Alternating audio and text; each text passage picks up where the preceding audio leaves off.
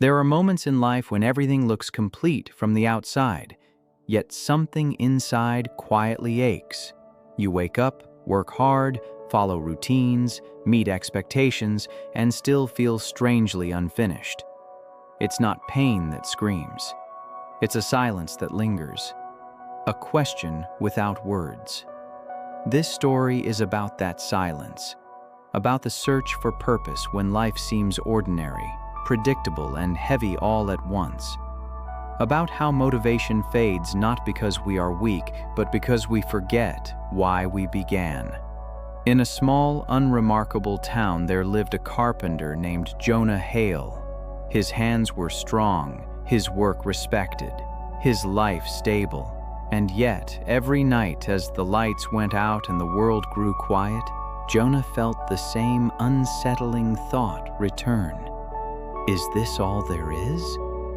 This is his journey toward purpose. Jonah Hale lived a life most people would call respectable. Every morning he woke before the sun, not because he had to, but because his body had learned the rhythm of responsibility. The town was still asleep when he brewed his coffee, the steam rising slowly as if even time itself hadn't fully arrived yet. By the time the streets began to stir, Jonah was already at his workshop, unlocking the door with the same steady motion he had repeated for years.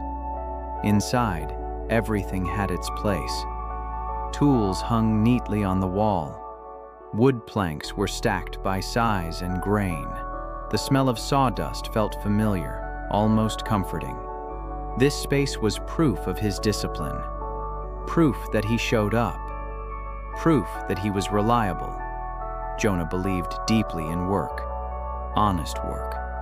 He believed that if you committed yourself fully, purpose would naturally follow. That if your hands were busy, your heart would eventually understand why. And for a long time, that belief carried him. People trusted Jonah. They brought him broken chairs, unfinished tables, doors that no longer closed properly. They admired his patience, the way he listened more than he spoke. When a piece was done, it was solid, dependable, built to last, just like the man who made it. But purpose, Jonah was slowly learning, is not the same as usefulness. There were moments, small, quiet moments, when the workshop felt heavier than usual, when the sound of his tools echoed too loudly, when he would pause mid-cut, staring at the grain of the wood as if it might speak back to him. In those moments, a question surfaced, not loudly, not dramatically, just enough to be felt. Why does this feel incomplete? Jonah didn't talk about it. Not to customers, not to friends. He told himself this was what adulthood looked like: routine, discipline, responsibility. He had done everything right. He stayed consistent. He didn't chase distractions. He didn't quit when things got hard. So why did his chest feel tight at night? After closing the shop, Jonah would walk home through familiar streets. Same houses, same lights, same silence. Dinner was simple. Evenings were quieter. He would sit by the window, watching the world slow down, feeling like he was standing still while something unseen moved past him. Purpose, he thought, must be something you reach eventually. Maybe tomorrow, maybe after the next project. Maybe after one more year of doing exactly what he was supposed to do. But deep inside, something restless stirred. Not dissatisfaction. Jonah was grateful. Not ambition. He didn't want more things. It was something harder to name. A feeling that life was asking something of him. And he didn't yet know how to answer. And so the quiet life continued. Not broken, not unhappy, just unfinished. Jonah decided that if something felt missing, the answer must be effort. Not reckless effort, not dramatic change, just more discipline, more focus, more hours, He told himself that purpose was built the same way furniture was, piece by piece, patiently, through repetition. If he kept his hands busy long enough, clarity would eventually arrive. So he worked harder. He took on more projects, said yes when his body quietly asked for rest. Custom tables, stair railings, cabinets for new homes rising at the edge of town. His reputation grew. People spoke his name with respect. They admired the way he never rushed, never complained, never delivered anything less than his best. Each finished piece brought a small lift in his chest, a brief sense of motivation, a moment where the question inside him went quiet. This must be it, he thought. This is what purpose feels like. Jonah began measuring his days by productivity. A good day meant visible progress, clean edges, perfect joints, satisfied customers. A bad day was one where nothing tangible was completed. Slowly, without noticing, his sense of worth became tied to output. When the workshop light stayed on late into the night, he felt important, needed. When his hands ached and his back tightened, he called it dedication. He believed strength meant pushing through, even when something inside whispered for balance. There were small victories everywhere. A family thanking him for a table that would hold their future meals. A neighbor telling him his work made their house feel like a home. Jonah smiled, nodded, returned to his tools. Praise felt good, but it faded faster than he expected. At night, when the tools were silent, the emptiness returned. Purpose, he was learning, does not live in applause. Still, Jonah chased the feeling. He filled his calendar, convinced that slowing down would allow doubt to catch up with him. Rest felt dangerous. Silence felt like failure. He told himself he was being disciplined, that this was strength, that this was the journey. But discipline without direction can quietly become escape. There were moments, rare but growing, when Jonah caught himself staring at his reflection in the workshop window. Sawdust on his shirt, lines forming on his face. A man building things for others while slowly losing connection with himself. He shook the thought away. Everyone feels tired, he reasoned. Purpose isn't supposed to feel easy. And yet beneath the effort, a subtle crack formed, a flaw he didn't want to see. He was building beautifully crafted objects, but he wasn't building meaning. The work continued. The praise grew. The days blurred together, and somewhere in the rhythm of success, the foundation of his belief quietly weakened, preparing him for a fall he never saw coming. The collapse did not arrive with noise. There was no dramatic warning, no moment where the sky darkened or the ground shook. It came quietly, like most life-changing moments do, on a day that began exactly like any other. Jonah was working on what he believed would be the most important piece of his career. A large custom commission for a historic building being restored at the center of town. The kind of work that would leave his mark. The kind of project people would remember his name by. He had poured everything into it. Weeks of planning, longer nights, absolute precision. This wasn't just wood to him, it was proof. Proof that his discipline meant something. Proof that his years of effort had a purpose. But wood, like life, has its own truth. A flaw hidden deep inside the grain, something impossible to see from the surface, gave way under pressure. A crucial beam cracked during final installation. Not a small imperfection, a structural failure. The room went silent. Inspectors shook their heads. The commission was withdrawn. Deadlines were missed. Trust, once steady, shifted. It wasn't anger that hurt Jonah most, it was disappointment. Quiet, professional, final. The project was reassigned. Just like that, the thing he had tied his identity to was gone. Jonah returned to his workshop that evening with hands that felt unfamiliar. The space that once felt controlled now felt hollow. Tools sat untouched. The air was heavy. For the first time in years, he didn't know where to begin. He replayed every decision in his mind, every cut, every measurement, every moment he pushed himself instead of pausing.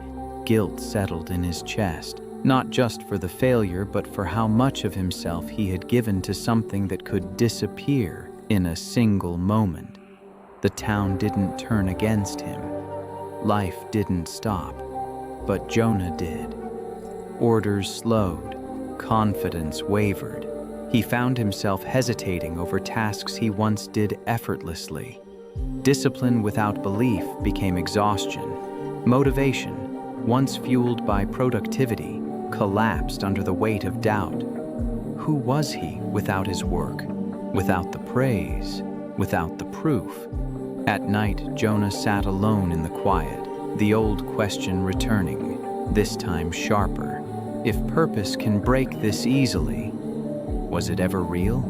The collapse wasn't just professional, it was internal. A fracture in the story he had been telling himself for years. That effort alone was enough. That discipline guaranteed meaning. That building things would eventually explain his life.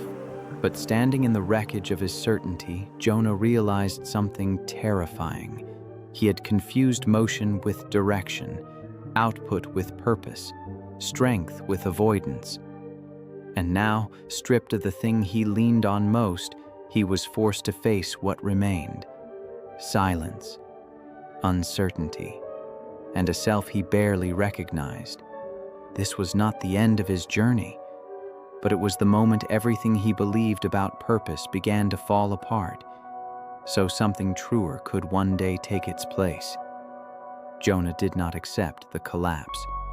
Not fully, not honestly. Instead, he clung to the past with quiet desperation, as if gripping it tightly enough might rewind time. He returned to old routines, polishing tools that didn't need cleaning, rearranging shelves that were already in order. He reopened his workshop every morning at the same hour, even when there were no orders waiting. He told himself this was discipline, but it was fear wearing a familiar mask. Jonah replayed the failure endlessly. In his mind, there was always one small decision he could change, one moment he could redo. If he had just slowed down, if he had just checked one more time. The past became a place he visited more often than the present. He avoided conversations, avoided stillness, avoided the quiet truth pressing against his chest. Letting go felt like admitting defeat, so he held on to his old identity, to the belief that his worth lived in his productivity. He pushed himself to work on meaningless projects, fixing things that didn't need fixing, saying yes to work that didn't fulfill him, just to feel necessary again. At night, sleep came late. His thoughts were restless. Purpose. Once something he chased forward, now lived behind him, trapped in memories of who he used to be. The workshop no longer felt like a place of creation. It felt like a museum of his former self. Every tool reminded him of what he had lost. Every unfinished project whispered accusation. Still, Jonah refused to step away, because stepping away meant facing the truth. That purpose cannot be forced. That identity cannot survive on discipline alone. That holding on can sometimes be the very thing preventing healing. He told himself he was being strong, but strength without honesty becomes self-betrayal. Days blurred into weeks. Motivation faded. The discipline that once empowered him now drained him. He was moving, but not progressing. Working, but not building. Alive, but not present. And deep down, Jonah sensed it. He was not preserving his purpose. He was suffocating it. Yet the fear of emptiness felt greater than the pain of staying stuck. So he held on tighter until the weight of what he refused to release finally began to pull him down. This was the cost of denial. And Jonah was about to reach the place where holding on would hurt more than letting go ever could. The workshop went quiet before Jonah was ready to admit why. At first, it was just fewer visitors. Then days passed without a single knock on the door. The light stayed off longer. Dust settled where movement used to be. Jonah still showed up every morning, but there was nothing waiting for him. No deadlines, no expectations, no proof that he was needed. So he sat. Hours passed with his hands resting in his lap, tools untouched. The silence felt heavier than any failure he had known. Without work to distract him, there was nowhere left to hide.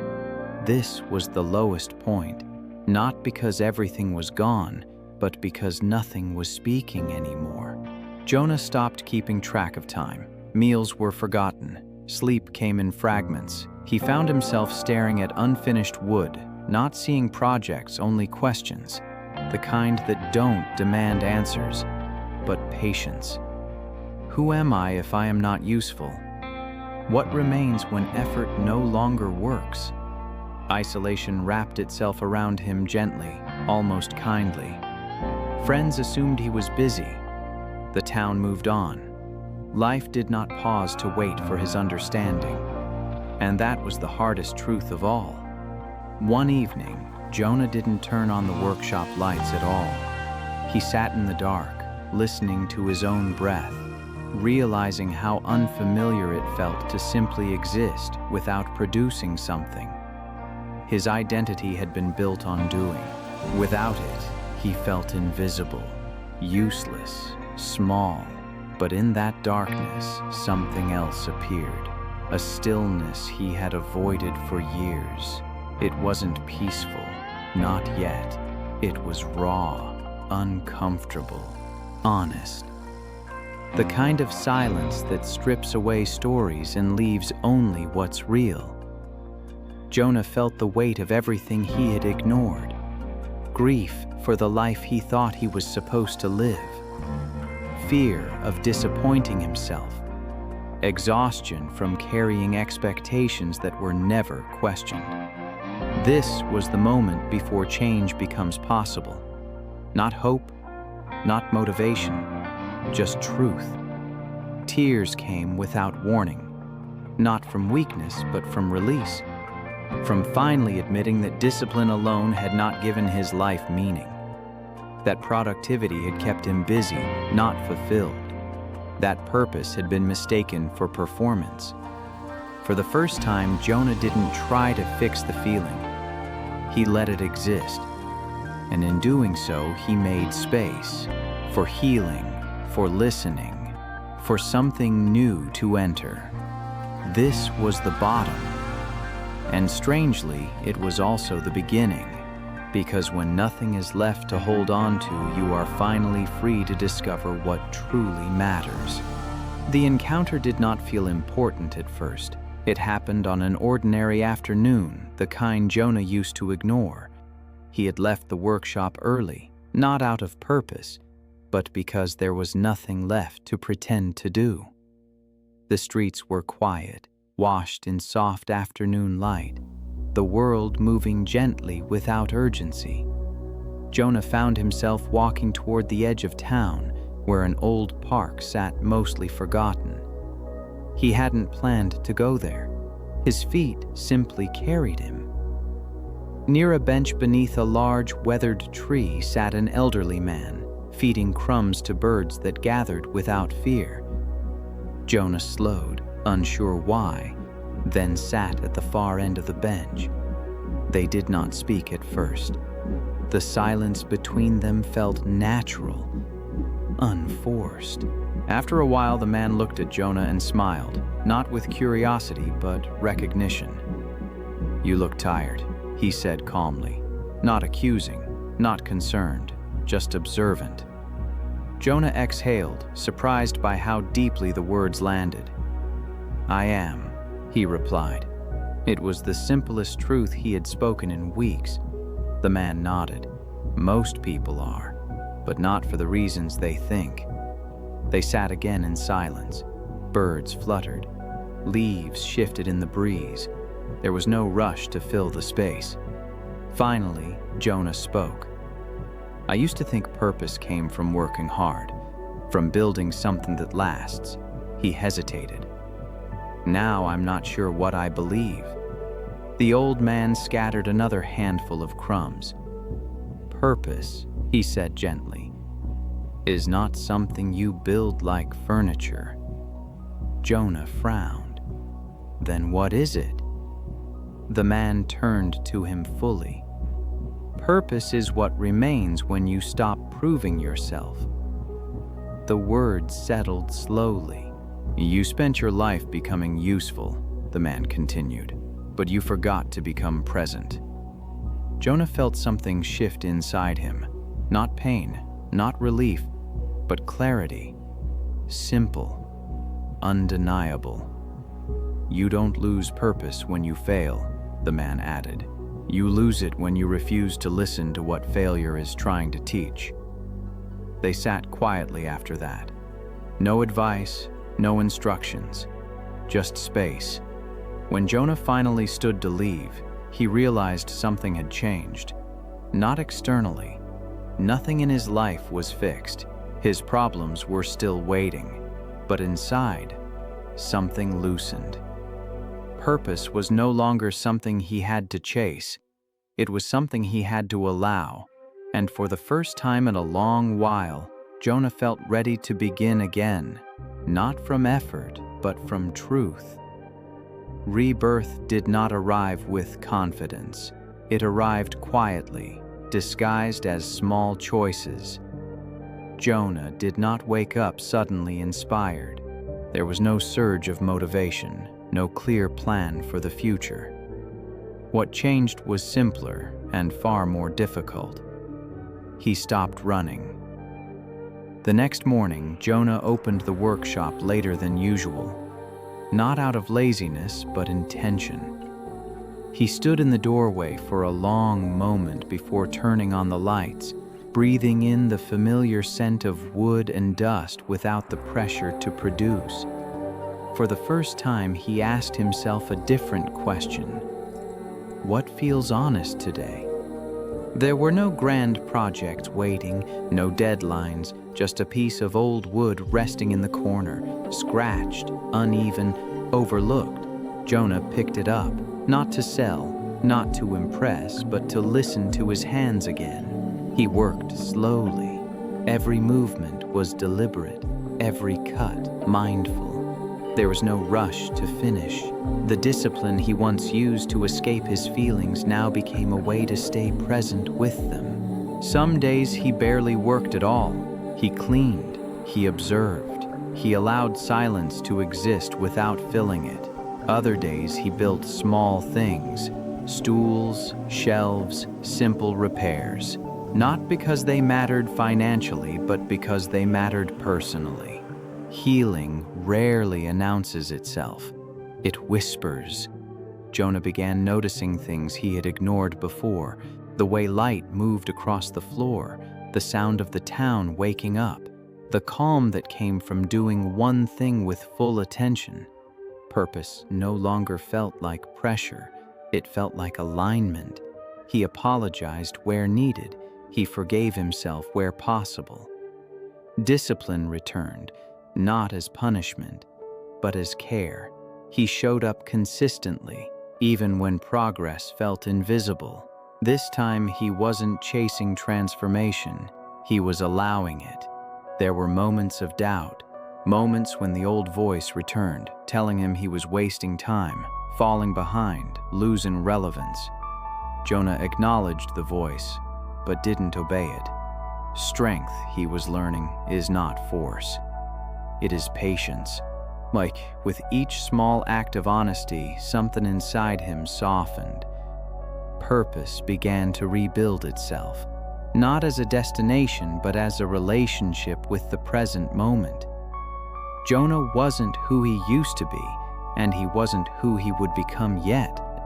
But for the first time, that space in between felt peaceful. This was rebirth, not dramatic, not instant, but real. Growth, Jonah soon discovered, does not erase old patterns, it challenges them. Just when the days began to feel lighter, when the workshop felt calm instead of heavy, the familiar restlessness returned, not as despair, but as temptation. The temptation to rush, to measure, to prove. A former client stopped by one afternoon, praising Jonah's past work, hinting at a large project that could restore his reputation overnight. The old feeling stirred instantly, the rush of being needed, the promise of significance through achievement. That night, Jonah barely slept. His mind replayed possibilities, recognition, security, validation. The old definition of purpose, Nakadison, shaped by results and approval, knocked gently, waiting to be let back in. This was the new struggle. Not failure, but choice. The next morning, Jonah stood in his workshop, hands resting on the table, heart divided. Accepting the offer would not be wrong, but it would pull him back into the same pattern, losing presence in exchange for performance. He breathed deeply. Purpose, he reminded himself, is not urgency. He accepted the work, but on new terms. Slower timelines, honest boundaries, space for rest. When pressure rose, he paused instead of pushing through. When doubt appeared, he didn't obey it. The struggle didn't disappear. But Jonah no longer confused discomfort with danger. Discipline, now rooted in self-respect, carried him through. Each time he chose consistency over compulsion, strength deepened. The work no longer consumed him, it supported him. This was proof of transformation, not perfection, consistency. And in that quiet resistance to his old self, Jonah realized something powerful. Purpose isn't found once, it's practiced daily. The new dawn did not announce itself with sudden joy. It arrived slowly, like morning light slipping through a window you forgot was open. Jonah noticed it one ordinary day while sanding the edge of a small table. His hands moved without tension. His breath was steady. There was no hurry to finish, no voice in his head measuring worth by speed or outcome, just presence. And in that presence, peace. The workshop felt different now. Not quieter, more alive. It held stories again. Not of success or failure, but of attention, of care, of intention. People returned, not because of reputation, but because something about the space felt grounding. Jonah listened more, spoke less, worked with clarity. Purpose had shifted. It was no longer about what he produced. It was about how he lived. Jonah began teaching small workshops, sharing what he knew, not to be admired, but to connect.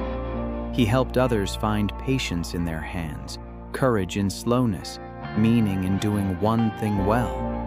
In giving, his own sense of purpose deepened. The emptiness that once haunted him no longer asked questions. It had been answered through living.